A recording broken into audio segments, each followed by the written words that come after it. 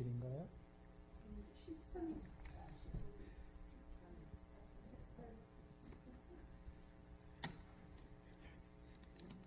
27인데요. 13일이요? 2017년 9월 13일 금요일 저녁입니다. 이 시간 우리에게 주시는 하나님 말씀은 마태복음 24장 15절로 21절 말씀입니다. 제가 봉독하겠습니다.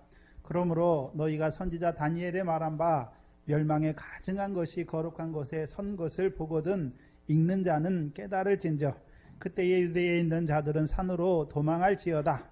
지붕에 있는 자는 집 안에 있는 물건을 가지러 내려가지 말며 밭에 있는 자는 겉옷을 가지러 뒤로 돌이키지 말지어다.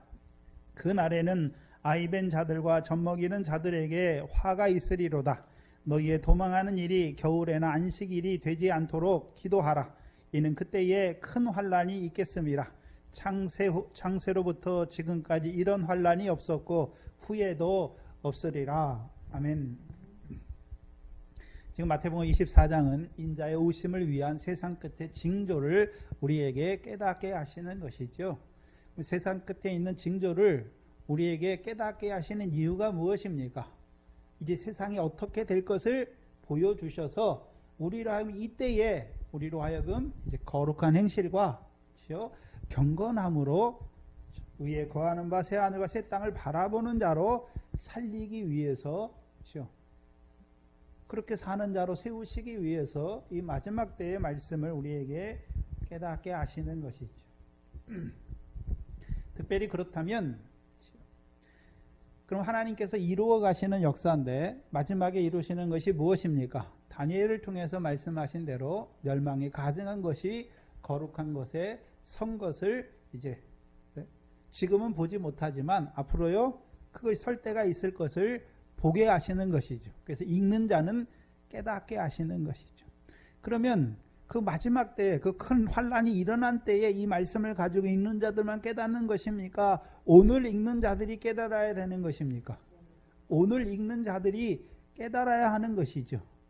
그러면 어느 때가 있습니까?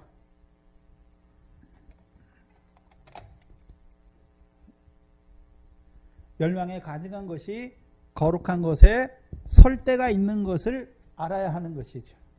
그럼 지금은 어떻습니까? 아직 멸망에 가증한 것이 거룩한 것에 섰습니까? 서지 않았습니까? 그럼 지금을 봐야죠.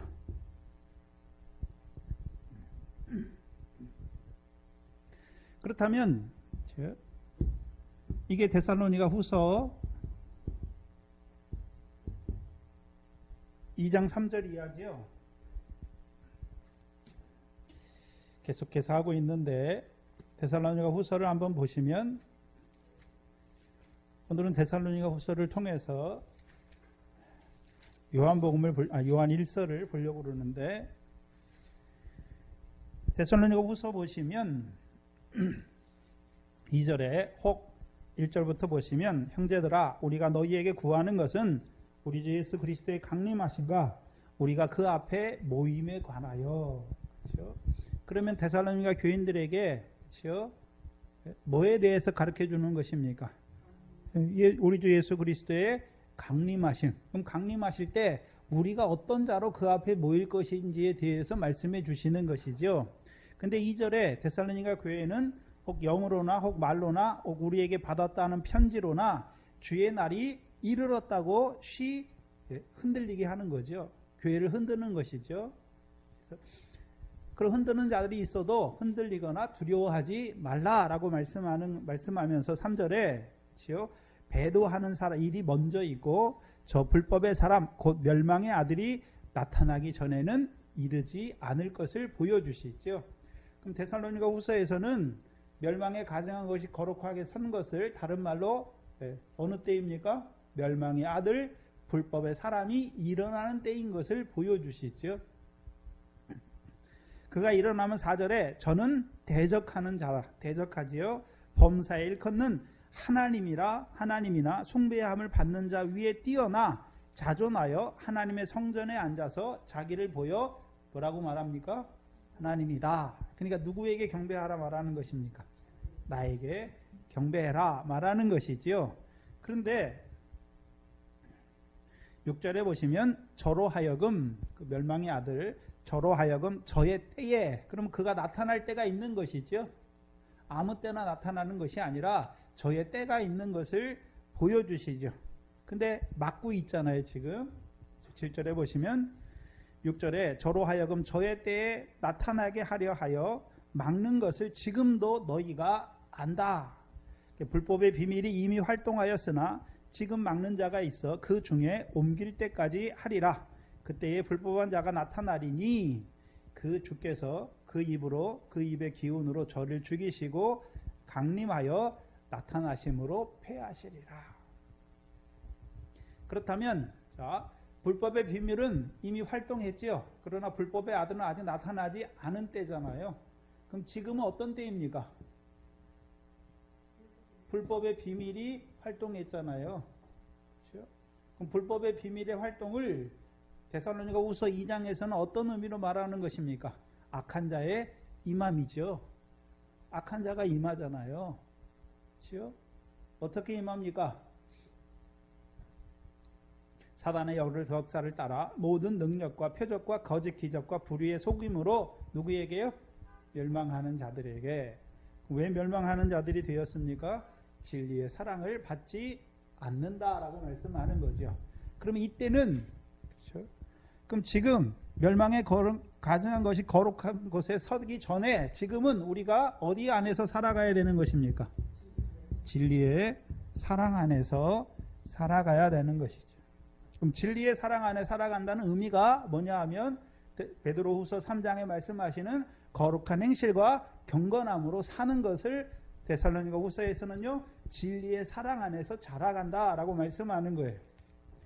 그렇다면 요한일서를 한번 가서 보시면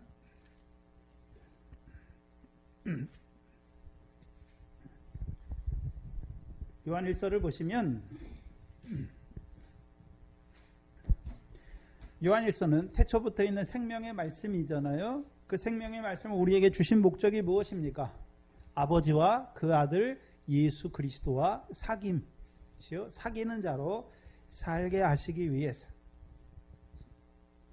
그럼 아버지 하나님은 어떤 하나님입니까? 이쁘고 의로우시죠. 우리 죄를 사하실 뿐만 아니라 우리를 깨끗게 하시는 것이죠. 그렇죠? 그럼 아버지 하나님께서 그 아들을 통해서 자기를 나타내셨는데 어떤 하나님인 걸 나타내셨습니까? 사랑이시라. 그렇죠? 하나님이 사랑이시잖아요. 그 아들을 통해서 그 사랑을 우리에게 확증해 주신 것이죠. 그럼 우리가 어떤 자가 되었습니까? 그 사랑을 받은 자가 된 것이죠. 그럼 그 사랑을 받은 자들이 이제 어떻게 살아야 되는 것입니까? 2장 15절 16절이죠. 어떻게 사는 것입니까? 세상이나 세상에 있는 것들을 사랑하는 것이 아니죠. 그렇죠?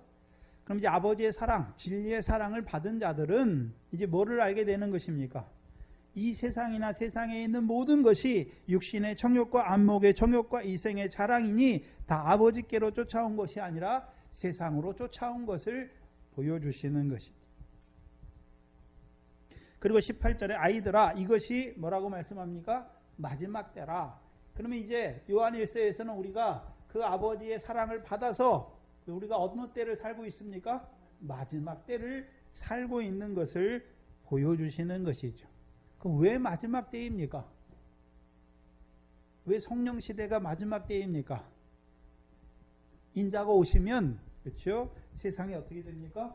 새롭게 되기 전에 마지막 때를 저와 여러분이 살고 있는 것이죠.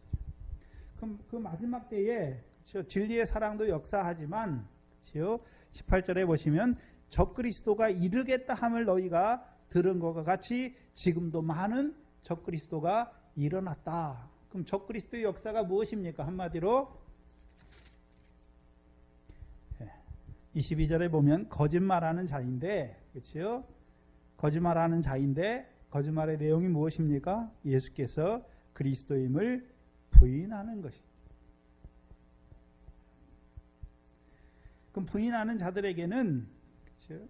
아버지와 아이들을 부인하는 그가 적그리스도다라고 말씀하지요. 그렇다면 저와 여러분은 마지막 때를 살아가는데, 그렇죠? 24절에 보시면 2장 24절 25절에 너희는 처음부터 들은 것을 너희 안에 거하게 하라. 그럼 처음부터 들은 것이 무엇입니까? 태초부터 있는 생명의 말씀이지요. 처음부터 들은 것이 너희 안에 거하면 너희가 아들의 안과 아버지 안에 거하리니. 그렇죠? 그가 우리에게 약속하신 약속이 이것이니 곧 무엇입니까? 영원한 생명으로 사는 것입니다. 그래서 요한 1서에서 영원한 생명이 무엇입니까? 하나님은 빛이신데, 그렇죠? 하나님이 사랑이시잖아요. 요한복음에서 하나님은 빛이시, 하나님은 사랑이시다로 나오잖아요. 사랑이잖아요. 그러면 우리가 영원한 생명으로 산다는 것은 어떤 자로 사는 것입니까? 형제를 사랑하는 자로 사는 것이죠. 요일서 4장을 보시면, 그러면 적그리스도가 지금 나타난 것을 말하는 것이 아니라 4장 1절 이하에 보시면 사랑하는 자들아 영을 다 믿지 말고 오직 영들이 하나님께 속하였나 시험하라. 많은 거짓 선지자가 세상에 나왔습니다. 그렇죠? 하나님의 영은 이것으로 알지니 곧 예수 그리스도께서 육체로 오신 것을 시인하는 영마다 하나님께 속한 것이요 예수를 시인하지 아니하는 영마다 하나님께 속한 것이 아니니 곧 적그리스도의 뭡니까? 영이다. 오리라 한 말을 너희가 들었거니와 이제 벌써 세상에 있다. 그럼 적그리스도가 많이 나타났다고 했는데 적그리스도입니까? 적그리스도의 영을 받은 자들입니까? 거짓 영이죠. 적그리스도의 영이잖아요. 그래서 6절에 보시면 우리는 하나님께 속하였으니 하나님을 아는 자는 우리의 말을 듣고 하나님께 속하지 아니하는 자는 우리의 말을 듣지 아니하나니 진리의 영과 미혹의 영을 이로써 아느니라 말씀하죠. 그렇다면 자 우리가 오늘 진리의 사랑 안에 살아가는 것은 우리가 무슨 영을 받았기 때문에요? 진리의 영을 받았기 때문에 진리의 사랑 안에서 사는 것이죠. 그러면 우리가 지금 마지막 때를 진리의 사랑 안에서 마지막 때를 살아가고 있는 우리 앞에 무슨 역사가 있습니까? 미혹의 영의 역사가 있잖아요. 거짓의 역사, 적그리스도의 영을 받은 자들의 역사가 있는 것이죠. 그렇다면 진리의 사랑을 받은 자로 우리가 살아간다는 의미가 무엇입니까? 17절, 18절이죠. 4장 17절, 18절이죠. 이로써 사랑이 우리에게 온전히 이룬 것은 사랑을 온전히 이루는 자로 살게 하시는 것이죠. 우리로 심판날에 담대함을 가지게 하려 함이니 주의 어떠하심과 같이 우리도 세상에서 그러하리라. 그럼 세상에서 우리도 누구처럼 살게 하신단 말입니까? 예수님이 살았던 것처럼 우리도 그렇게 살게 하는 것이죠.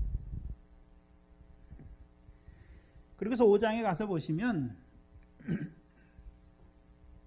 5장 3절에 진리의 사랑 안에 산다는 의미가 뭐냐 하면 하나님을 사랑하는 것은 이것이니 우리가 뭐를 지키는 것입니까? 그의 계명을 지키는 것이다. 그의 계명은 무거운 것이 아니다. 그러면 진리의 사랑을 받은 자들이 하는 일이 무엇입니까? 계명을 지키는 것이죠. 계명.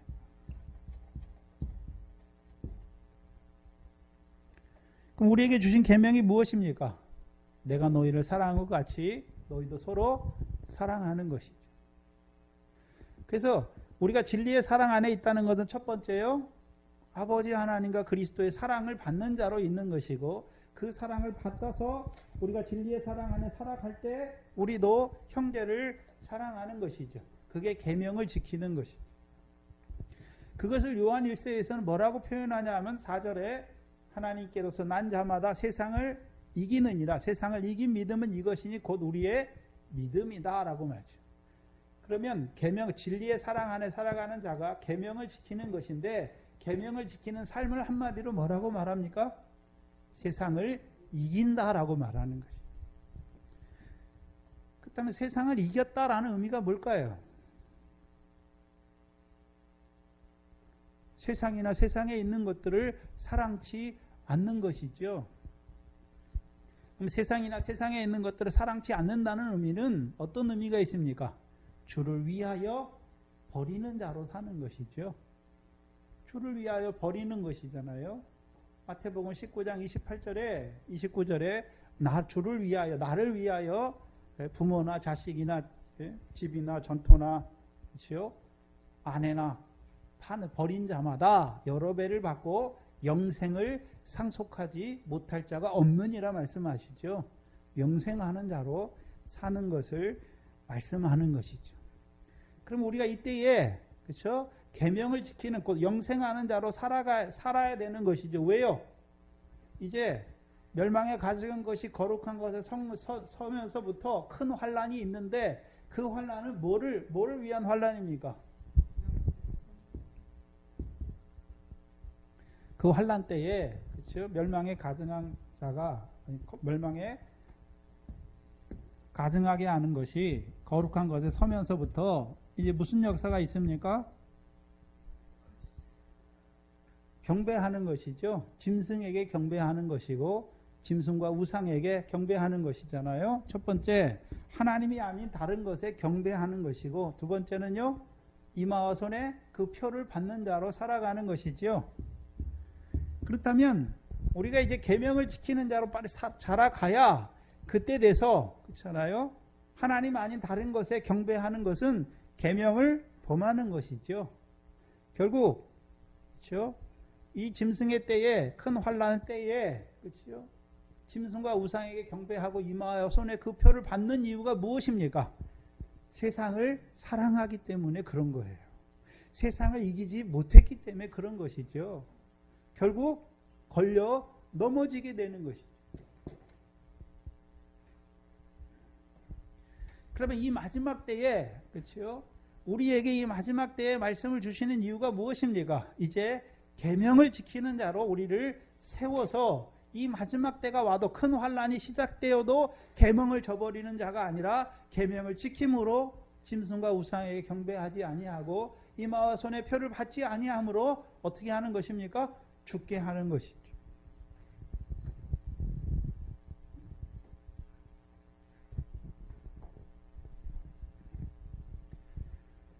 제가 읽다가 요한일서를 생각하면서 읽다 보니까 오늘,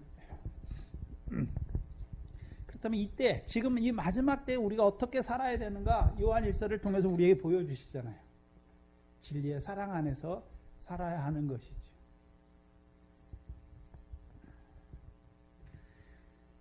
그렇다면 이제 15절에, 마태복음 24장 15절에서, 그렇죠? 선지자 다니엘의 말한 바 멸망에 가증한 것이 거룩한 곳에 선 것을 보거든 읽는 자는 깨달을진저. 그러면 언제 서게 되는 것입니까?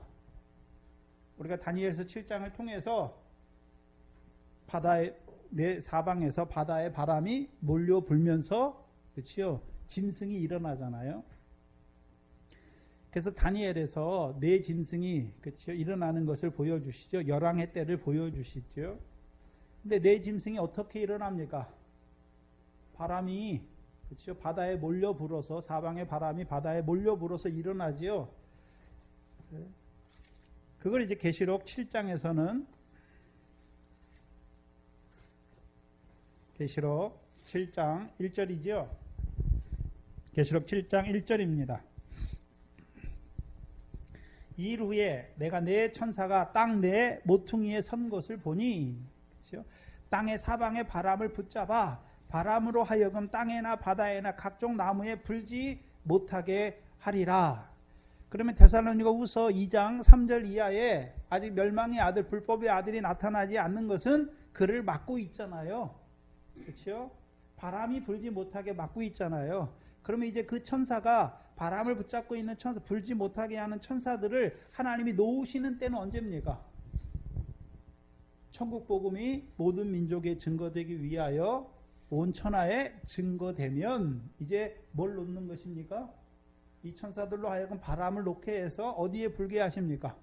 바다에 몰려 불어서 계시록 13장 1절에 바다에서부터 올라오는 한 짐승을 일으키시는 것이죠.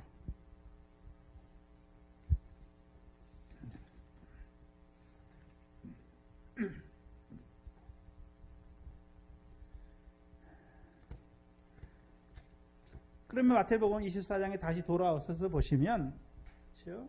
그럼 바다에서 올라오는 한 짐승이 시작되잖아요. 근데 그냥 시작되는 것이 아니라 이제요 천국 복음이 온 세상에 전파되어 이방인의 충만한 수가 차면 그때요 하나님께서 그 네 천사 사방의 바람을 붙잡고 있는 네 천사를 놓아주셔서 바람이 바다에 불게 하셔서 바다에서부터 올라오는 한 짐승 멸망의 아들 불법의 아들 적그리스도가 나타나게 세우시는 것이죠. 그게 계시록 13장 1절이죠. 그러면 자, 멸망에 가증한 것이 거룩한 곳에 서면서부터 이제 뭐가 시작되는 것입니까? 마태복음 24장 21절이죠. 이는 그때에 뭐가 있겠다고요? 큰 환란이 시작되는 것을 보여주시는 것이죠.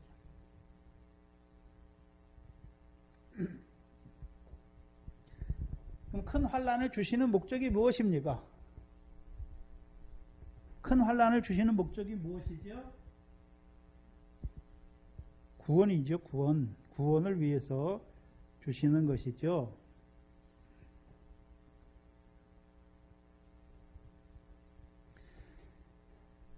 그래서 다니엘서 12장 1절에 개국 이래로 없었던 큰 환란이 일어날 것을 보여주시죠.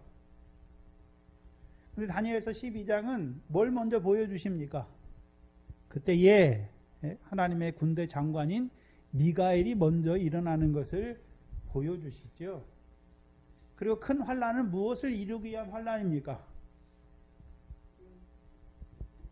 다니엘서 12장에서 뭘 이루기 위한 환란이었습니까?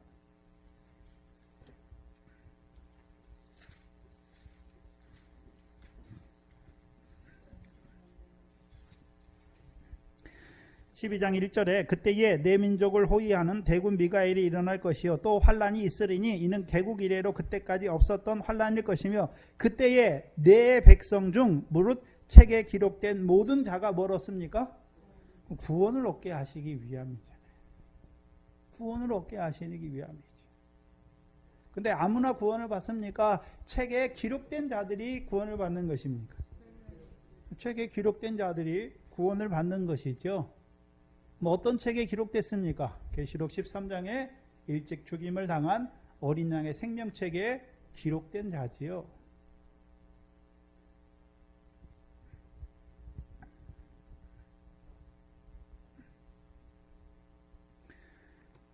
그렇다면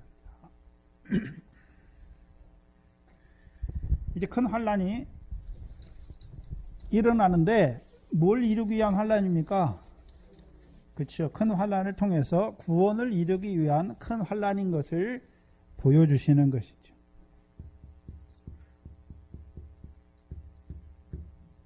근데 이 구원은 우리가 구원을 마태복음 13장에 씨 뿌리는 비유에서 구원을 얻게 하시는 말씀이잖아요. 근데 그 구원은 미래 결실하는 구원이잖아요. 그러면 큰 환란을 통해서 이루시는 구원은 그렇죠? 무슨 구원입니까? 무슨 구원이죠? 제3일에 살아나게 하시는 구원이죠. 고난받고 죽임을 당하여 제3일에 살아나게 하시는 구원. 계시록 20장 4절에 그렇죠? 짐승과 그 우상에 경배하지 아니하고 이마와 그 손에 표를 받지 아니함으로 죽은 자들이 살아나서 그렇죠? 1000년 동안 이 첫째 부활에 참여하는 구원을 이루기 위한 환란인 것을 보여주시는 것이죠. 그러면 큰 환란잖아요. 그냥 아무것도 이루기 뭘 위한 환란인지를 봐야죠. 그 구원을 첫째 부활의 구원을 이루시기 위한 환란인 걸 보면 그렇죠? 그 환란이 일어나는 것을 기뻐하는 자가 되고 그렇죠? 그게 무슨 환란인지 알지 못하면 두려워하는 자가 되는 것이죠. 그러니까 거짓된 자들이 그렇죠? 우리는 큰 환란 오기 전에 휴거해서 들려 올라간다라고 하는 것이죠. 그럼 구원을 얻지 못하는 거죠. 이때 이루어 가시는 큰 환난을 통해서 이루어가는 구원을 알지 못하기 때문에 두려워하는 자가 되는 것이죠. 그러니까 그 환난을 회피하려고 거짓말로 만드는 거예요. 그럼 그때에 이제 큰 환난이 일어나는 그때에 그렇죠? 16절에 그때에 유대에 있는 자들은 어디로 도망하라 말합니까? 유대에 있는 자들은 산으로 도망할지어다. 여기 여러 가지 사람들이 나오는데 첫 번째 유대에 있는 자들. 유대인이 아니에요. 그렇죠? 봐야 되는 게 유대인들은 그렇죠? 산으로 도망하라 말하는 것이 아니라 유대에 있는 자들은 산으로 도망하라라고 말하는 것이죠.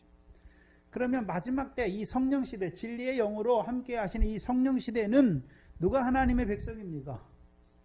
이방인들이 하나님의 백성이죠. 그럼 그들 중에 여기서 말하는 유대에 있는 자들은 그 유대에 있다는 의미가 성경적으로 어떤 의미일까요? 육신적인 유대, 팔레스타인에 있는 자들을 말하는 게 아니죠. 요한복음 4장에 22절에 구원이 누구에게서 납니까?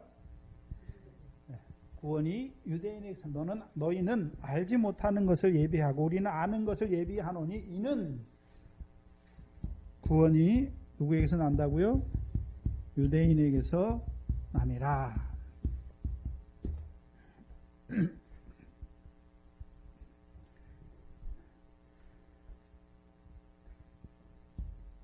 그래서 구약 성경부터 그렇죠? 유대인에게 주신 말씀이죠. 창세기 49장 11절 이하에 유대인에게 유다 자손에게 주신 예언의 말씀이죠. 실로 그가 오시면 그가 자기 나귀 새끼를 참 포도나무에 메어 주시는 것이죠. 그래서 요한복음의 구원은 유대인들에게 이루시는 구원인데 누구를 통해서 이루시는 구원입니까? 이스라엘의 왕이잖아요. 이스라엘의 왕 나다나엘을 통해서 보여주셨잖아요. 당신은 이스라엘의 임금이로소이다. 그렇죠? 네가 이것을 보느냐? 이것을 보는 자는 더 큰 일을 보리라 말씀하지요. 더 큰 일을 본다는 것이 무엇입니까? 구원이에요. 구원. 그럼 요한복음에서 말씀하시는 구원은 인자의 살과 피를 먹게 하셔서 무슨 구원입니까? 영생이잖아요. 그럼 왜 유대라고 쓰는 의미에는 그렇죠? 창세기 49장도 있지만 그렇죠? 결국 다윗이 누구의 자손으로 오셨습니까? 아니 그리스도가 누구의 자손으로 오셨나요? 다윗의 자손인데 다윗이 어느 지파입니까? 유대 지파의 사자지요. 계시록 5장에서는 유대 지파의 사자예요. 그 유다 지파의 사자로 오신 그렇죠? 다윗의 자손으로 오신 그리스도께서 그렇죠? 유대인의 왕으로 십자가에 죽으셨죠. 십자가에 죽으셨잖아요. 그래서 내가 내 왕을 나의 거룩한 산 시온에 세우셨잖아요. 그러면 시온에 오시는 왕, 시온의 왕으로 임하시는데 왜 임하셨습니까? 구원을 베푸시는 거죠. 스가랴서 9장 9절에 내 왕이 내게 임하나니 그는 뭐하고 하고 너희에게 구원을 베푸실 것을 말씀하죠. 그래서 우리가 이것을 한마디로 정리한 것이 로마서 11장 25절과 26절이죠. 25절로 26절이죠. 이방인의 충만한 수가 차기까지 이스라엘의 더러는 완악해질 것이다 말씀하시고 그것을 통해서 온 이스라엘이 구원을 얻는데 누구로부터요? 시온에 오시는 구원자로 말미암은 구원을 얻게 하시는 것이죠. 그럼 구약적 배경에서 그렇죠? 시온에 오시는 왕으로 말미암은 구원이죠. 미가서 4장과 시편 133편이죠. 미가서 4장에 말일에 여호와의 전의 산이 산들의 꼭대기에 서고 이방인들이 그리로 올라가며 이르기를 뭐라고 말합니까? 오라 우리가 야곱의 전으로 하나님의 전으로 올라가자. 그가 우리를 가르치실 것이다. 시온에서 여호와의 율법이 나오고 예루살렘에서 여호와의 말씀이 나와서 우리를 가르쳐서 우리로 그 도에 살게 하시는 것이죠. 그래서 다윗을 통해서 우리에게 예표적으로 보여주셨잖아요. 다윗이 왕이 되니까 예루살렘을 시온으로 점령하고 그 시온의 법궤를 안치해 주셔서 이제 시온에서부터 나오는 율법으로 말미암아 그 시온의 복을 누리게 하시는 것이죠. 그게 시편 133편이죠. 그래서 시온에서 복을 명하셨나니 곧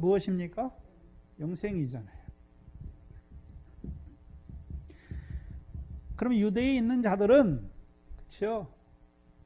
구원을 받은 자들이죠. 구원이 있는 자들로 살아가죠. 무슨 구원입니까? 그렇죠. 영생이죠, 영생. 영생이죠. 시온의 복을 받은 자. 그 영생을 그렇죠. 누리면서 살아가는 자죠. 영생에 이르는 열매를 맺는 자로 살아가는 그들이 이제 그때가 되면 그렇죠. 그때에 이 영생을 누리는 자로 살아가는 자들이 이제 어디로 도망해야 되는 것입니까? 산으로 도망해야 될 것을 보여주시는 것이죠. 그렇다면 유대에 있지 못하면 그렇죠. 그 당시에 유대인에게 이루시는 그 구원, 시온의 왕으로 오시는 그 왕을 통해서 주시는 그 영생을 누리지 못하는 자들은 결국 어떻게 됩니까? 도망하지 못하고 다 잡히게 되는 것을 또한 보여주시죠. 잡힌다는 의미는 그렇죠? 이제 어떤 자가 되는 것입니까? 짐승과 그 우상에게 경배하는 자가 되는 것이고 이마와 손에 그 표를 받는 자들이 되는 것이죠.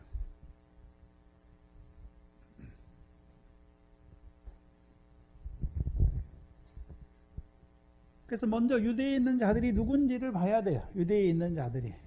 단지 그냥 지역적인 유대를 말하는 것이 아니라 유대에 있는 왕으로 오신 그 시온의 왕을 통해서 이루시는 그 구원을 받은 자들이 이제 어디로 도망가야 되는 것입니까? 산으로 도망해야 되는 것이죠. 왜요? 왜 산으로 도망해야 되는 것입니까? 이제 그때는 산으로 도망하기 전에는 이 유대인들이 계속해서 살아가잖아요. 그럼 이들이 계속해서 뭘 맺는 자로요? 영생에 이르는 열매 맺는 그 열매를 더 많이 맺는 자들로 살아가는데 이 환란이 되면 왜 도망하라 하십니까? 이제 열매를 맺지 못하는 때이기 때문에 도망하라는 것이죠. 그럼 어디로 도망해야 되는 것입니까? 예? 어디로 도망하라 말씀했습니까? 산으로 도망하라 그랬죠. 근데 어떤 산인지 안 나타내 주셨죠? 산으로 도망해라.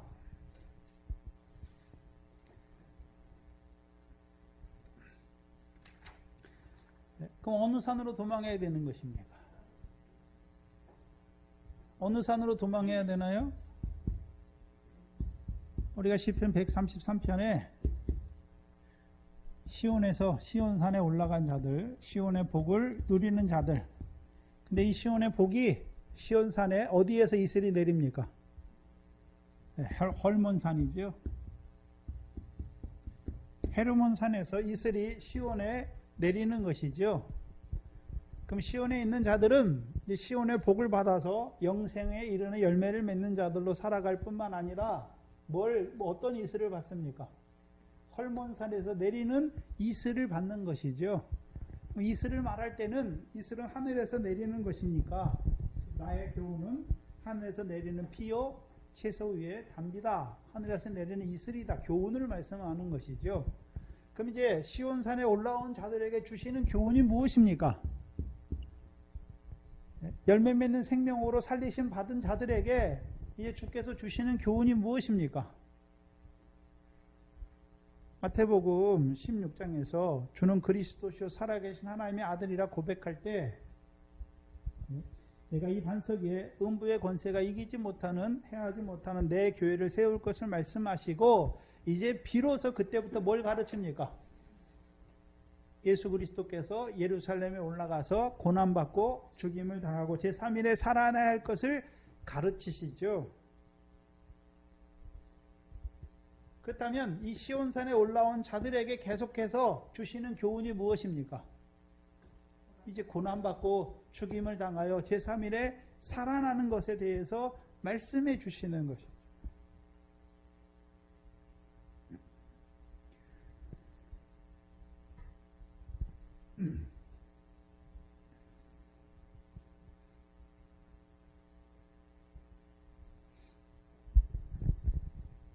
그래서 아가서 4장 8절 이하에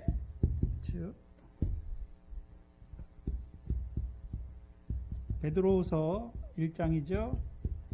1장 17절인가요? 베드로후서를 먼저 보시죠.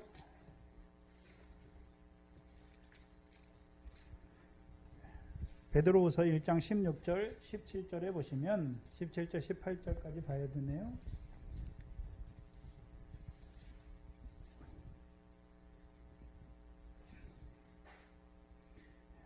우리 주 예수 그리스도의 능력과 강림하심을 너희에게 알게 한 것이, 그럼 사도 베드로가 교인들에게 뭘 가르쳤습니까?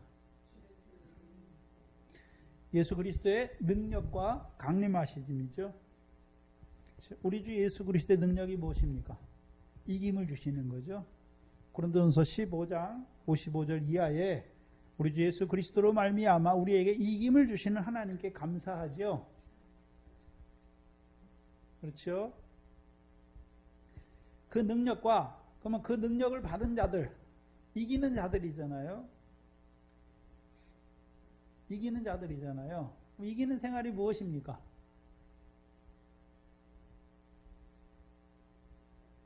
이기는 생활이 뭔가요? 로마서 7장의 구조가 로마서 15장의 구조하고 똑같잖아요. 로마서 7장에서 마음으로는 하나님의 법을 원하지만 육체로는 죄의 법을 섬길 수밖에 없는 우리에게 우리 주 예수 그리스도로 말미암아 이김을 주시죠. 생명의 성령의 법으로 죄와 사망의 법에서 해방시켜 주셔서 이제는 우리로 하여금 죄에 대하여 죽고 의에 대하여 사는 자로, 그렇죠? 그럼 생명의 성령의 법이 오시면, 그렇죠? 죄와 사망의 법에서 우리를 해방시키죠. 죄인을 사랑하신 하나님의 사랑 안에서 죄가 사망으로 역사하는 것이 아니라 오히려 나 같은 죄인을 사랑하시는 그 사랑으로 자라게 하셔서 우리도요, 그 사랑이 자라는 만큼 우리도 형제를 사랑하게 하시는 것이죠.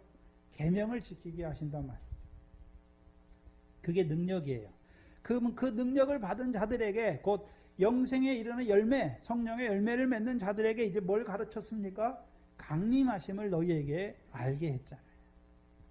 공교에 만든 이야기를 쫓은 것이 아니라 우리는 그의 크신 위엄을 친히 본 자라. 그럼 어디서 봤습니까? 따로 높은 산에서 봤지요.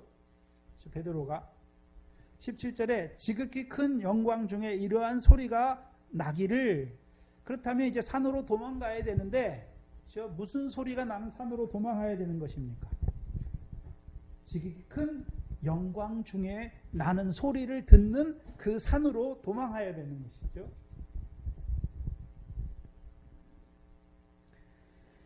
이는 그에게 소리가 그에게 나기를 이는 내 사랑하는 아들이요 내 기뻐하는 자라 하실 때에 저가 하나님 아버지께 존귀와 영광을 받으셨다. 그럼 지극히 큰 영광 중에 누구에게 소리가 났습니까? 아들에게, 하나님의 아들에게 소리가 났지요. 그렇죠? 그럼 예수님께서 따로 높은 산에 올라가시기 전에 뭘 말씀하셨습니까? 예루살렘에 올라가서 고난받고 죽임을 당하고 제3일에 살아날 것을 말씀하셨죠. 그게 자기를 보내신 하나님의 뜻이었죠. 그러니까 제3일 뒤에 따로 엿새 후에 따로 높은 산에 올라갔더니 영광 중에 소리가 나는 것이죠. 그래서 예수 그리스도를 통해서 하나님이 영광을 받으실 뿐만 아니라 그 아들을 영화롭게 하시는 것이죠. 그렇다면 예수님에게만 지극히 큰 영광 중에 소리가 나는 것입니까? 우리도 지극히 큰 영광 중에 소리가 나는 그 산이 있는 것입니까? 저와 여러분에게도 그 산이 있는 것이죠. 18절에 이 소리는 우리가 저와 함께 거룩한 산에 있을 때에 하늘로서 나옴을 들은 것이다 라고 말씀했죠. 그래서 거룩한 산이잖아요. 어디로 가야 되는 것입니까? 거룩한 산으로 가야 되죠. 그래서 헐몬산의 뜻이 뭡니까? 거룩한 산이에요. 헐몬산의 뜻이 뭐냐면 거룩한 산이란 말이죠. 그럼 우리가 어디로 가야 되는 것입니까? 거룩한 산으로 가야 하는 것이죠. 그러면 신약에서는 헐몬산을 말할 때 거룩한 산을 말하는 게 아니죠. 야곱의 하나님의 전이 산들의 꼭대기에 섰잖아요. 그럼 신약의 성전이 누굽니까? 예수 그리스도가 성전이죠. 그러면 그 성전에 미가서 4장에서 하나님의 성전에 올라오는 자들에게 가르쳐 주시잖아요. 도로 가르쳐 주시죠. 시온에서 나오는 여호와의 말씀. 근데 여기서는 이제 지극히 큰 영광 중에 나는 소리로 가르쳐 주시는 산이에요. 그게 거룩한 산이죠. 아가서 4장이죠.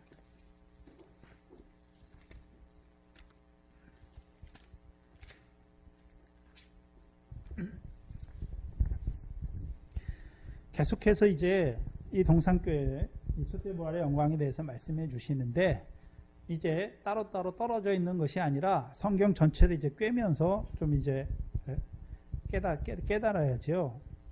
4장 8절에 나의 신부야 너는 레바논에서부터 나와 함께 가고 레바논에서부터 나와 함께 가자. 근데 어디로 가는 것입니까? 아마와 스닐과 헤르몬 꼭대기에서 사자굴과 표범의 산에서 내려다 보아라. 나의 신부, 나의 누이에게, 그렇죠? 그럼 그들이 지금 어디에 있습니까? 레바논에 있잖아요. 레바논에. 그렇죠? 레바논에 있죠. 그래서 레바논에서 어디로 가야 되는 것입니까? 레바논은 산들에, 이스라엘 백성에게 레바논은 산이 많은 지역이죠. 근데 그 산 중에 가장 높은 산이 어디입니까? 네, 헐몬산이, 헤르몬산이죠. 그럼 그 산들에서 헤르몬산에 올라가죠.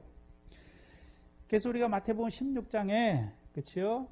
16장에 주는 그리스도시요 살아계신 하나님의 아들을 고백할 때 그 지역이 어디였습니까? 가이사랴 빌립보잖아요. 가이사랴 빌립보가 헤르몬산 중턱 레바논에 있는 성읍을 보여주시잖아요. 거기서부터 따로 높은 산에 올라가는 것이죠. 그럼 그 산에 올라가면 이제 신랑이 나의 누이 나의 신부야 어디로 가자라고 말하는 것입니까? 아마나와 스니를 지나 어디로 가자고요? 헐몬산으로 가자. 그렇죠? 그런데 헐몬산에 가면 뭐가 있습니까? 사자굴과 표범의 산이 있잖아요. 여기 내려다 보아라는 말은 표범 여기 보면 사자굴과 표범의 산에서 우리말 성경에는 내려다 보아라지만 원어에서는 지나가라라는 뜻이에요. 그러면 자, 양을 표범의 굴과 사자의 굴과 표범의 산을 지날 때, 그렇죠? 양들을 어떻게 하는 것입니까? 해치는 것이죠. 죽게 하시는 산이란 말이죠. 근데 왜 거룩한 산입니까? 어린 양의 피에 그 옷을 씻어 희게 하시는 거룩한 산인 것을 계시록 7장에서는 보여주시죠. 그래서 큰 환란에서 나오는 자들, 계시록 7장에 보면 흰 옷을 입고 나오는 무리가 있지요. 근데 그 무리가 능히 셀 수 없이 많아요. 그래서 장로 중에 하나가 요한에게 묻지요. 이들이 누구인지 아느냐? 나는 알지 못한다. 주께서 아신다라 말하니까 이들은 어디에서 나오는 자들입니까? 큰 환란에서 나오는 자들인데 어린 양의 피에 그 옷을 씻어 어떻게 했습니까? 희게 한 자들이다라고 말씀하죠. 그래서 스닐이라는 뜻은 흰 산이에요. 눈 덮인 흰 산을 말하는 것이죠. 그럼 이 헤르몬 산은 왜 스닐이라고 말했냐면 여러 가지로 불리우는데 족속에 따라서 여러 가지 산으로 불려요. 그렇죠?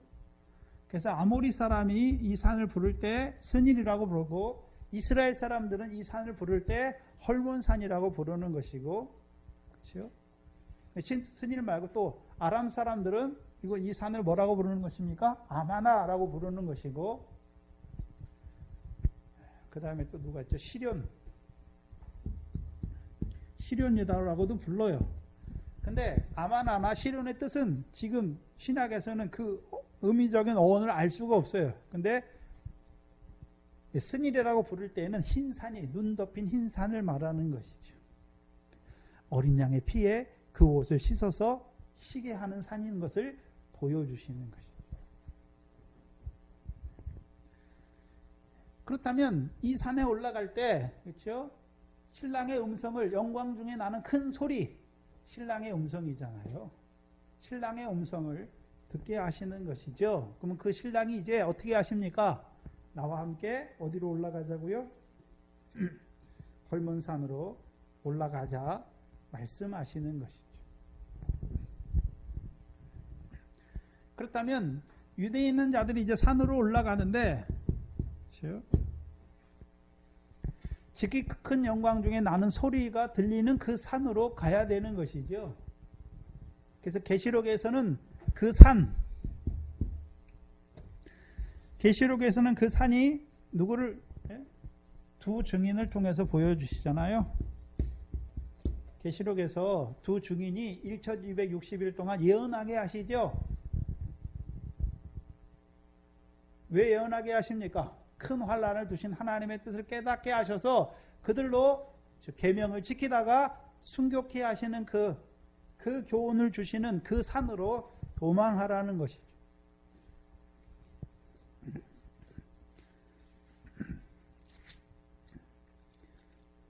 계시록 11장이죠.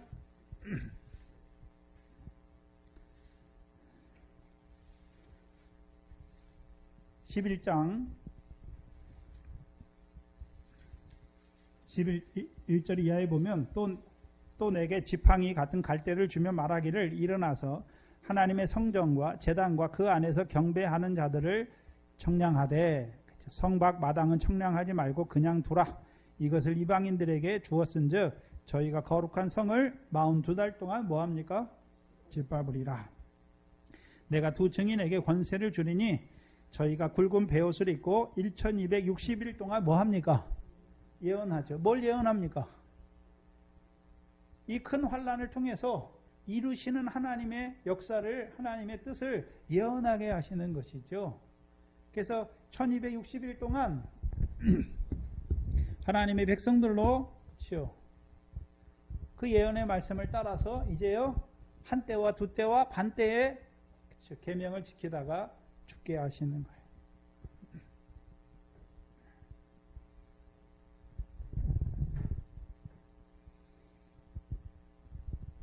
그렇다면 지금은 큰 산으로 도망갈 때입니까? 지금은 그렇죠. 지금 도망갈 때가 아니죠. 지금 뭐 할 때입니까? 유대에 있는 자들이 그렇죠. 그 구원을 이루어 가야 되는 때죠. 영생에 이르는 열매를 맺어가는 때예요.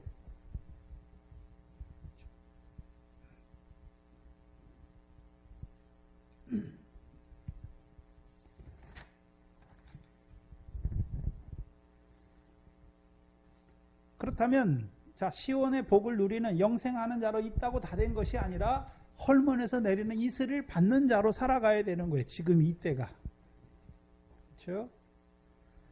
그래서 영생에 이르는 열매 맺는 생명으로 자라난 것도 감사하지만 이제 계속해서요.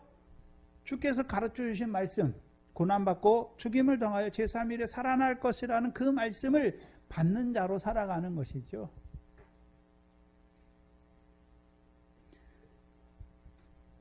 그리고 이제 그 환난의 때가 시작될 때 산으로 도망하는 거예요. 산으로 도망하지 못하면 어떻게 되는 것입니까? 붙잡히게 되는 것이죠. 붙잡히게 돼요. 그럼 붙잡히면 어떻게 되는 것이에요? 붙잡히면 어떻게 되죠?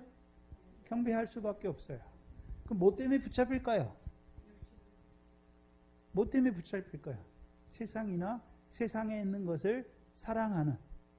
그럼 세상이나 세상에 있는 게 저와 여러분이 뭐 육신의 것 때문에 그렇습니까? 육신의 부모와 자식과 그걸 팔지 못했으니까 그것 때문에 붙잡혀서 어떻게 되는 것입니까? 넘어지는 거예요. 넘어지는 거예요.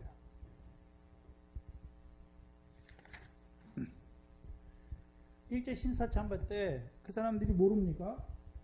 목사들이 모를까요? 그게 우상에게, 귀신에게 절하는 거 그걸 모를까요? 알아요. 근데 왜요? 먼저는 자기 육신 목숨을 살기 위해서, 또요 자기가 잡혀가면 그 잡혀간 사람들, 목사들, 자식들, 자녀들 어떻게 합니까? 고생 다 하잖아요. 네? 육신 살기 위해. 왜요? 버리지 못한 거예요. 팔지 못했단 말이죠. 그러니까 그것 때문에 아직도 사랑하는 그것 때문에, 주님보다 더 사랑하는 그것 때문에 붙잡히게 된단 말이죠. 그래서 저와 여러분도 사는 날 동안에 계속해서 시온의 이슬을 내려주는 이유가 무엇입니까? 끊게 하시는 거예요. 버리게 하시는 거예요. 물론 육신의 관계가 중요하지요. 중요해요. 그러나 결국적으로 누가 우리의 부모의 형제여 자매입니까? 하늘에 계신 아버지의 뜻대로 행하는 그가 우리의 형제요 자매요 모친이에요. 잘못하면 집안 식구가 원수예요. 왜요? 믿음이 없으니까. 그렇죠? 나는 그 죽으러 가야 되는데 붙잡는 거예요. 붙잡는 거예요. 그것 때문에 넘어지게 되는 것이죠. 그럼 저와 여러분에게 계속해서 유대에 있는 우리에게 그 헐몬에서 내리는 이슬을 통해서 뭐 하게 하시는 것입니까? 이슬을 교훈이잖아요. 교훈. 그럼 말씀을 받았으면 말씀을 인해 뭐가 일어납니까? 환란이 일어나잖아요. 왜 환란 왜 주십니까? 버리게 하시기 위해서. 세상이나 세상에 있는 것들을 사랑하는 그 마음을 버리게 하시기 위해서, 팔게 하시기 위해서 주시는 것이죠.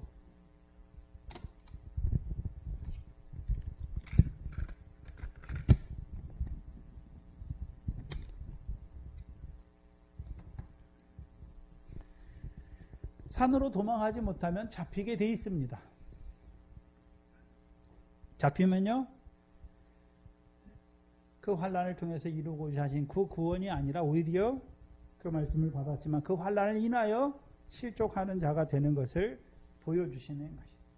두 번째, 지붕에 있는 자가 있지요. 지붕에 있는 자는 이제 환란이 시작되면 두 번째, 지붕에 있는 자가 있는데 지붕에 있는 자는 뭐 하라고 말씀했습니까? 집 안에 있는 물건을 가지러 내려가지 말라 말씀하죠. 그러면 그 전까지 큰 환란이 시작되기 전까지는 지붕에 있는 자가 자꾸 집 안에 있는 물건을 가지러 내려갔단 말이죠. 왜 내려갔습니까? 하늘에 쌓기 위해서 집 안에 있는 걸 자꾸 가져다가 뭐 합니까? 하늘에 쌓는 거예요. 그래서 원어에서 물건이라고 하는 단어는 우리말에는 그냥 물건이라고 썼지만 헬라어에서는 이것저것 또는 이 사람 저 사람 쓸 수 있는 그 관사로 썼어요. 그래서 우리가 믿음이 어릴 때는 이것저것 다 어떻게 합니까? 보화를 팔아 하늘에 쌓는 것이죠. 더 나아가면요, 이 사람 저 사람 하늘에 쌓는 것이죠. 그러면 이 사람을 하늘에 쌓는다는 의미가 뭘까요? 전에는 육신적인 관계였는데 이제요 파는 거예요. 소유를 팔아서요 이제요 베드로가 아내 팔았는데 아내랑 같이 다니죠. 분명히 부인을 팔아야 되는데 자기 아내도 팔아야 되는데 베드로는 그러면 주를 위하여 아내를 팔았잖아요. 근데 아내하고 같이 다녀요. 육신의 아내입니까? 생명의 유업을 함께 받은 아내로 귀히 여기는 것입니까? 귀히 여기는 것이죠. 그러니까 함께 유업을 받는 자로 살아가는 것이죠. 그게 파는 생활이에요. 팔라고 그랬다니까 버리라고 그랬다니까 그럼 예수 믿으면 뭐 집 보이는 육신의 집 팔고 땅 팔고 밭 팔고 그런 의미를 말하는 게 아니죠. 그렇죠? 육신적인 관계가 먼저였는데 옛날에는 이제는요 그리스도 안에서 하나님께서 왜 아내로 세우셨는지 그 뜻을 알고 함께 살아가는 자가 되는 것이죠. 그게 버리는 것이죠. 근데 저와 여러분이 살아갈 때 있잖아요. 머리로는 잘 아는데 육신의 삶에 있어서는 안 되잖아요. 그게 잘. 그렇죠? 안 되잖아요. 그것 때문에 자꾸 넘어지고. 왜 그렇습니까? 그 이유가 시온에서 내오는 이슬을 받아 먹기 때문에 그렇죠? 그걸 인해서 자꾸 팔게 하시는 그 시험과 연단이 자꾸 오는 거예요. 그래서 하나하나 어떻게 합니까? 팔게 하시는 거예요. 버리게 하시는 거예요. 그래서 무엇이 먼저인지를 알게 하시는 거예요.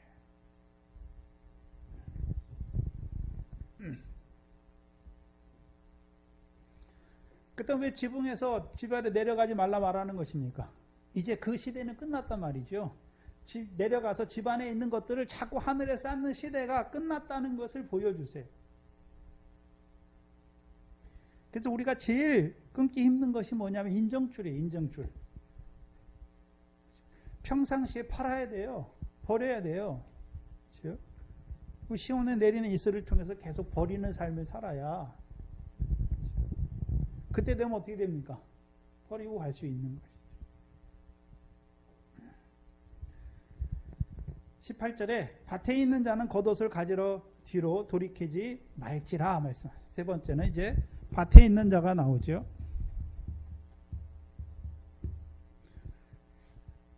그럼 이들은 다 누굽니까? 유대에 있는 자들이에요. 그렇죠? 근데 밭에 있다라니까 밭에 왜 있습니까? 시편 126편에 울며 씨를 뿌리러 밭에 나가는 것이죠. 씨를 뿌리는 자로 밭에 있는 것이죠. 룻은 룻기서를 보면 룻은 뿌리는 자로 있습니까? 거두는 자로 있습니까? 그래서 요한복음 4장에 거두는 자, 그렇죠? 영생에 이르는 열매를 거두는 자와 뿌리는 자와 거두는 자가 함께 뭐하게 하십니까? 기뻐하게 하신다라고 말씀하시는. 그렇다면 밭에 있는 자도 왜 밭에 있습니까? 씨를 뿌리는 자로 밭에 있는 것이고 또요 룻과 같이 뭐 하는 자로요? 거두는 자로 밭에 있는 것을 보여주시죠. 그렇다면 고린도전서 3장에 그렇죠? 나는 씨를 뿌리는 자고 그렇죠? 심는 자 사도 바울이 자기를 뭐라 그럽니까? 심는 자다라고 말씀하죠. 그 다음에 아볼로는 뭐라고 말합니까? 물 주는 자다. 자라게 하시는 이는 하나님이시다. 그럼 하나님이 사도 바울을 세워서 심게 하셨고 아볼로를 통해서 물 주게 하셨는데 그 목적이 무엇입니까? 자라게 하시기 위해서. 자라게 하시기 위함이죠. 그럼 이제 오늘 밭에 있는 자들 뿌리는 자로 심는 자로 또 거두는 자로 그래서 요한복음 4장 36절인가요? 거두는 자가 이미 싹도 받고 영생에 이르는 열매를 모으나니 이는 뿌리는 자와 거두는 자가 함께 기뻐하게 하려 합니다. 그럼 밭에 있는 자들은 기쁨이 있는 거잖아요. 뿌리는 자와 거두는 자가 함께 기뻐하게 하는 그 기쁨으로 살아가는 그 일도 이제 어떻게 됐습니까? 끝난 거예요. 겉옷이잖아요. 겉옷. 그럼 밭에 있는 자는 겉옷을 가지러 뒤로 돌이키지 말라라는 것이죠. 그럼 이들이 그 전까지 밭에서 뭐 했습니까? 겉옷을 입고 뭐 했습니까? 뿌리기도 하고 거두기도 했단 말이죠. 그럼 주님의 겉옷 어떤 겉옷이었습니까? 누구든지 그 겉옷을 만지면요 어떤 병에 걸렸든지 다 나았잖아요.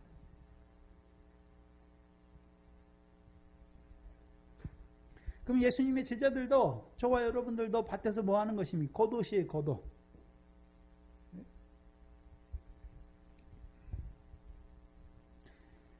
겉옷을 가지러 도망하지 말라. 그러면 겉옷을 빼앗긴단 말이죠. 그렇죠? 그래서 누가복음 6장 27절로 29절에 그렇죠? 내 겉옷을 빼앗는 자가 있거든. 그렇죠? 겉옷만 주라 했습니까? 모두 주라 했습니까? 속옷도 주라는 것이죠. 겉옷은 밭에서 뿌리는 자와 거두는 자로 살게 하신 직분을 주신 거예요. 근데 이제 그게 끝났어요. 그러면요 모두 줘야 되는 것입니까? 속옷 주는 게 뭡니까? 육신의 생명도 주는 거예요.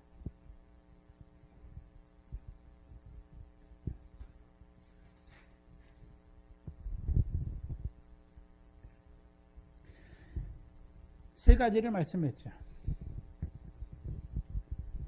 유대에 있는 자들이 있고 지붕에 있는 자들이 있고요. 밭에 있는 자들이 있는 것을 보여주시고 이제 그 일이 끝났으니까 돌이키지 말라는 것이죠. 이들이 다 어디로 가야 되는 것입니까? 산으로 가야 하는 것이죠. 그리고 19절에 그날에 아이벤 자들과 젖먹이는 자들에게 화가 있도다. 누구에게 화가 있습니까? 뱃속에 있는 아이와 젖먹는 자가 화가 있는 것이 아니라 아이벤 자들과 아이벤 자들이니까 모친이죠. 모친. 어미잖아요. 젖먹이는 자들이죠.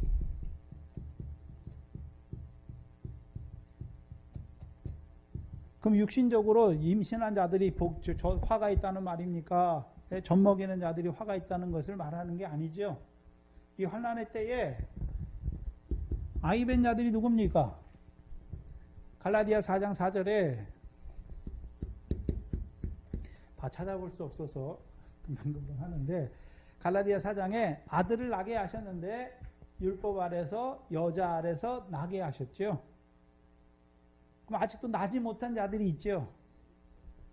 나지 못했으니까 아직 어디에 있습니까? 율법 아래. 율법 아래 있죠? 여자 아래 있어요.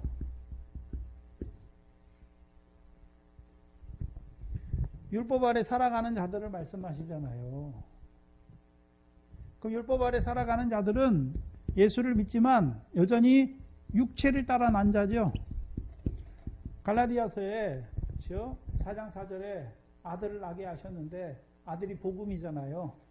그러면 이삭과 같이 우리가 누구를 따라 난 자입니까? 약속을 따라 그 아들을 믿는 자들에게 성령을 따라 난 자죠. 근데 하갈을 통해서 난 이스마엘은 성령을 따라 났습니까? 여전히 육체를 따라 났습니까? 율법 아래 있다는 건 육체를 따라 났잖아요. 그렇죠?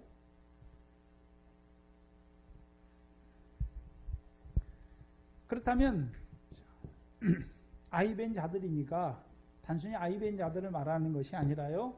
오늘도 율법 아래서 육체를 따라 낳는 자들, 교회를 말하죠. 왜 화가 있습니까? 넘어진단 말이죠. 왜 넘어져요? 육체를 위해 살았으니까. 그런데요, 육체를 위해 살려면 그렇죠? 이마와 손에 그 표를 받아야 되고 짐승과 우상에게 경배해야 되죠. 왜요? 안 그러면 죽으니까. 육신 죽는 걸 두려워하는 것이죠. 근데 이 앞에 있는 자들은 나를 위하여 목숨을 잃는 자는 복이 있는 것이고 이들은 그 말씀을 알지 못하니까 여전히 말씀 받았지만 육체를 따라 사니까 그 육체를 그거 안 하면 죽인다니까 어떻게 합니까? 다 엎드리는 자가 돼요. 교인들은 그렇죠. 화가 있는 게 아니잖아요. 실족해 하는 자들이 화잖아. 이들이 실족해 하는 자지.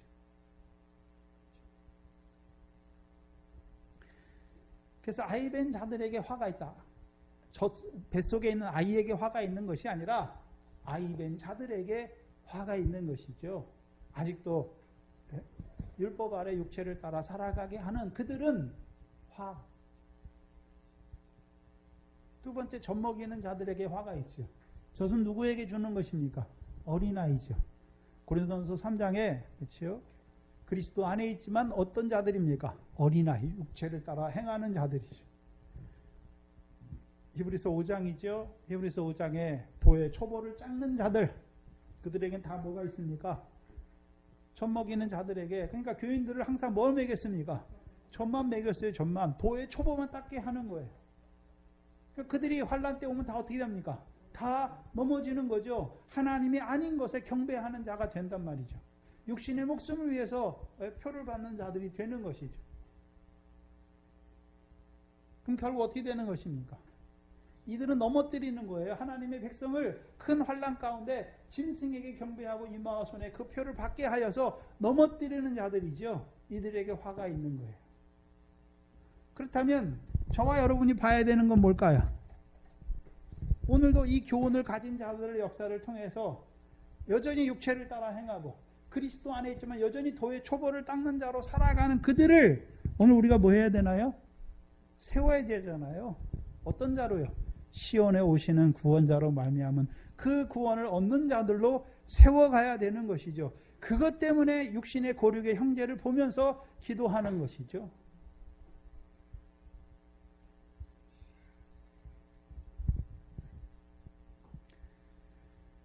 육신이 잘 산다고, 육신이 뭐 한다고 좋은 게 아니잖아요, 지금.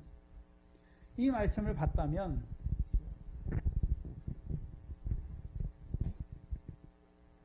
어디에 살아가고 있는지 봐야 하는 것이.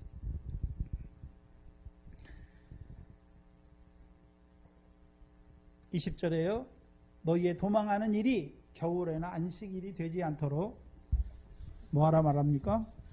기도하라.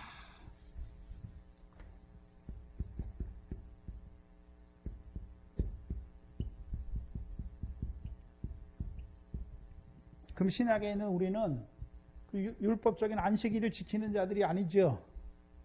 그렇죠?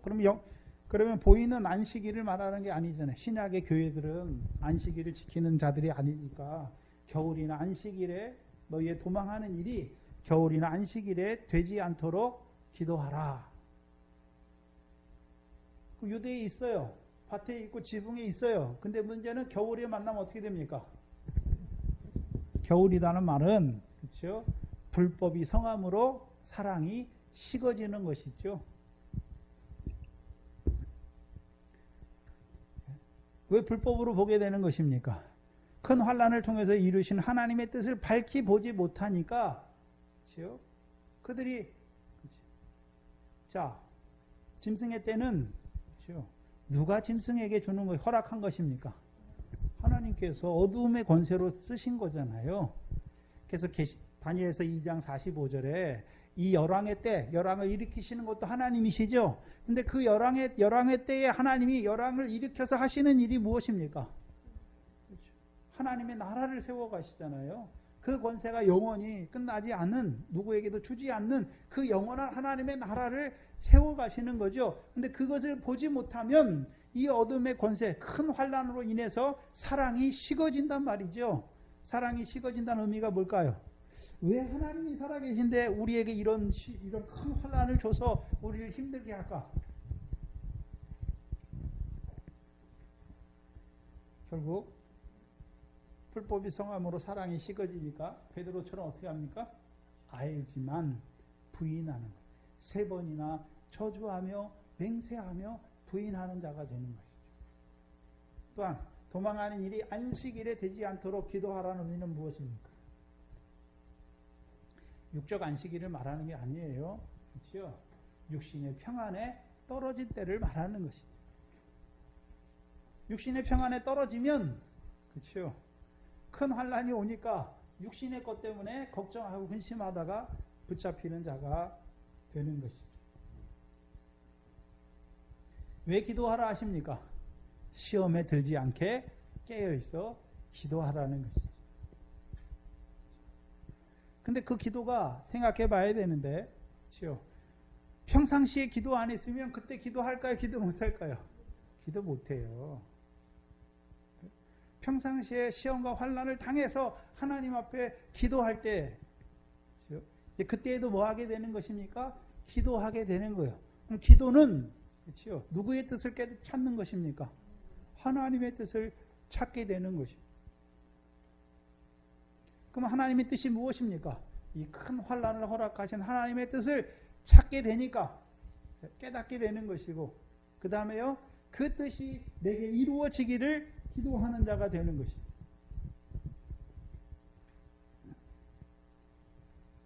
그래서 큰 환난을 통해서 이루시는 그 구원의 자리에서 뒤로 물러가는 자가 아니라요, 기뻐하고 즐거워하는 자가 되는 것이죠. 그럼 오늘 저와 여러분 앞에 그 큰 환난을 우리에게 허락하셨잖아요. 있는 것을 하나님이 예비되어 있는 그 하나님의 작정을 우리에게 보게 하시는 것이죠. 그래서 오늘 우리로 이 땅에서요, 요한일서의 말씀처럼 영생의 말씀을 받은 자들로, 그 하나님의 사랑을 받은 자들로, 이제 계명을 지키는 자들로, 곧 세상에 있는 것들을 사랑하는 것이 아니라 세상을 이기는 믿음으로 살아가야 하는 것이죠. 그래야 그 큰 환난의 때에요, 부인하지 않는 자가 되는 것이죠. 그 구원을 이루는 자가 되는 것입니다. 기도하겠습니다. 하나님 감사합니다. 우리를 부르시되 이 큰 환난을 앞두시고 우리를 불러주실 뿐만 아니라 먼저 세우신 종들을 통하여 그 큰 환난을 통해 이루시는 그 첫째 부활의 영광까지 우리에게 나타내 주시고, 이제 우리에게 더 많은 그 등불을 우리에게 밝혀주셔서 그 큰 환난을 예비하는 자로 우리가 이때에 어떻게 살아가야 되는지 또한 말씀을 통해서 우리를 일깨워 주시니 감사합니다. 그 이방인의 충만한 수를 채워가는 이 교회가 되게 하시고, 이제 시온에서 내리는 이슬을 통하여 그 때를 바라보는 자들로 살아가는 저희들 되게 하여 주시옵소서. 감사합니다. 예수님의 이름으로 기도하옵나이다. 아멘. 최순희 선생님 나오셔서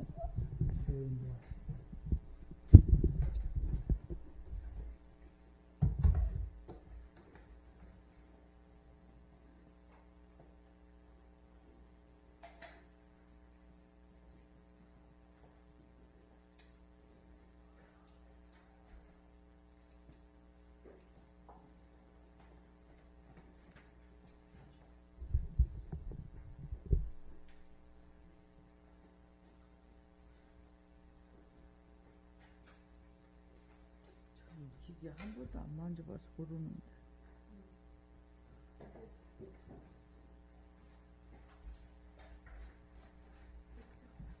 몇 장? 168장. 168? 66장.